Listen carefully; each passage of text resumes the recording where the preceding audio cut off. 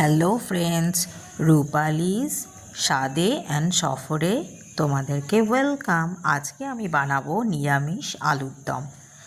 প্রথমে আলুটাকে ভালো করে কেটে ধুয়ে জলে ভিজিয়ে রেখেছি।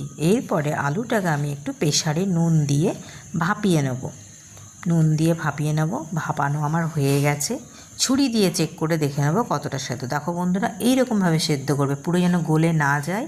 ছুরিটা ঢুকিয়ে দেখে নেবে। একটা মশলা বানিয়ে নেব, কিছুটা 1/2 ইঞ্চি আদা, 3-4টে লঙ্কা, যে যেমন তোমরা ঝাল খাও, আর টমেটো। এটা পেস্ট করে নিলাম।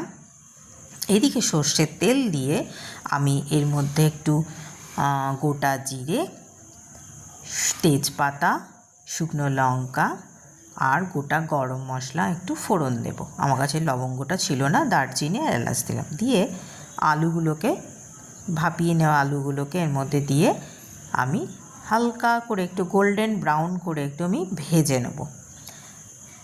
আর এদিকে মশলাটা তো আমার রেডি হয়ে গেছে। ওর মধ্যে একটু 1/2 চামচ জিরে গুঁড়ো, 1/2 চামচ ধনে গুঁড়ো, 1/2 চামচ হলুদ আর কাশ্মীরি লঙ্কার গুঁড়ো দিয়ে এটা মাখিয়ে রাখবো। এদিকে দেখো আমার আলুটা বেশ তোমার গোল্ডেন ব্রাউন করে ভেজে নিয়েছি। ওর মধ্যে হলুদ, অল্প নুন দিলাম, যেহেতু আলু সেদ্ধর সময় অল্প নুন দেওয়া ছিল, তাই অল্প দিয়ে করে নিলাম। দিয়ে ওই পেস্টটা তৈরি করে রেখেছিলাম, ওটা দিয়ে আমি এবার ভালো করে কষবো।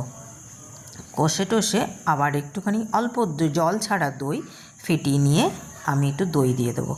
বন্ধুরা, তোমরা এইরকমভাবে নিরামিষ আলুর দমটা করবে। লুচি, পরোটা, খিচুড়ি বলো, নিরামিষের সময় খুব ভাল লাগে। পুজো টুজোর সময় নিরামিষ এই আলুর দমটা করে দেখবে, দারুণ লাগে খেতে। সামান্য জল দেব, আর তোমার বেশি জল দেবো না, যেহেতু অলরেডি আলুটা আমার সেদ্ধ করে আছে আগে থেকে। জাস্ট একটু দেবো ব্যালেন্সিংয়ের জন্য, অল্প চিনি দিলাম সামান্য। দিয়ে আর নামাবার আগে ঠিক যখন ফুটে যাবে, নামাবার আগে একটু কসুরি মেথি দিয়ে ভালো করে, দেখো বন্ধুরা কীরকম একটু গ্রেভি হালকা হয়ে এলো। যেহেতু সেদ্ধ রয়েছে, আলুটা জলটা টেনে যাবে। যাই হোক, আমি একদম গ্যাসটা সিমে দিয়ে একটু ঢাকা দিয়ে তারপরে বন্ধ করে আমি স্ট্যান্ডিং টাইমে রেখে দিলাম। ঠিক নামাবার আগে একটু ঘি ছড়িয়ে দেবো। বন্ধুরা, আমার ভিডিওটা কেমন লাগলো, যদি ভালো লেগে থাকে একটা লাইক, ছোট্ট করে শেয়ার আর কমেন্ট করে দিও। চলো, টাটা বন্ধুরা।